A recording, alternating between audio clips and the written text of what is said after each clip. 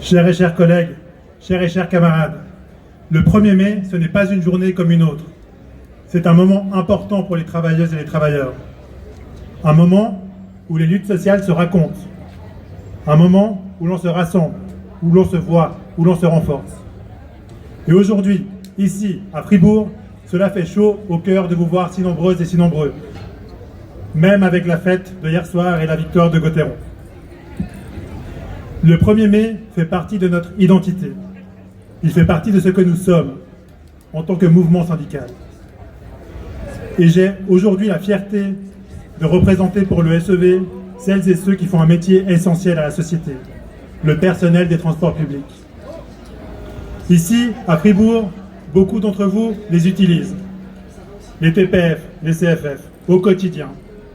Et parmi vous, vous êtes aussi nombreux à y travailler. Vous faites vivre ce service public. Chaque jour, tôt le matin, tard le soir, le week-end. Tout ça pour que la population puisse se déplacer. Chaque 1er mai doit nous rappeler une chose simple. Rien ne tombe du ciel. Chaque progrès social, chaque droit, chaque acquis a été obtenu par des luttes, par des négociations longues et difficiles, par des mobilisations, par de la solidarité entre travailleurs. Et ces acquis restent fragiles. Ce que nous avons gagné hier peut être remis en question demain. Il n'y a qu'un seul moyen de les défendre et d'en conquérir de nouveau. Le rapport de force. Un rapport de force construit par des travailleuses et des travailleurs qui s'unissent, qui s'organisent, qui refusent de subir les décisions. Et ici, à Fribourg, dimanche passé, la population fribourgeoise a parlé. La LAF a été rejetée de manière très claire. Ce refus est important. Il dit quelque chose de profond. Ici, la population ne veut pas d'une politique d'austérité. Elle veut des services publics forts et de qualité.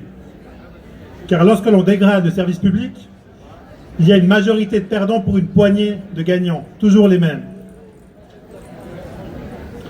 Et pendant que certains parlent d'économie et d'austérité, la réalité du terrain est tout autre. La semaine dernière, une étude scientifique, l'étude Trafic, a confirmé ce que nous dénonçons depuis des années.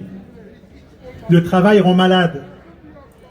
Dans les transports publics, et en particulier chez les conductrices et les conducteurs de bus, la pression est devenue structurelle. Un tiers des conductrices et des conducteurs de bus est au bord de l'épuisement professionnel. Ce ne sont pas des chiffres théoriques, c'est la réalité du terrain. Il faut maintenant passer du constat à l'action.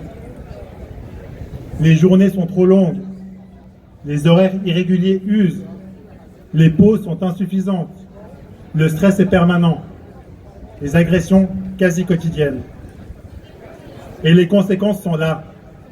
Fatigue chronique, troubles du sommeil, douleurs physiques, atteintes psychiques. Ce n'est pas un problème individuel. La santé n'est pas une affaire de responsabilité personnelle. C'est le résultat de plusieurs facteurs qui, cumulés, fragilisent celles et ceux qui assurent un service public essentiel. Un problème structurel nécessite une réponse structurelle. Alors soyons clairs. Il est inacceptable que la pression des coûts se fasse au détriment de la santé du personnel. Nous refusons que la santé devienne une variable d'ajustement. La santé ne se négocie pas. Aujourd'hui, on le sait. Et quand on sait, on n'a plus le droit de ne rien faire. C'est pourquoi le SEV veut lancer une campagne nationale pour améliorer concrètement les conditions de travail dans les transports publics. Nous exigeons des journées de travail moins longues, des temps de repos suffisants, une meilleure protection contre les agressions, des conditions de travail dignes.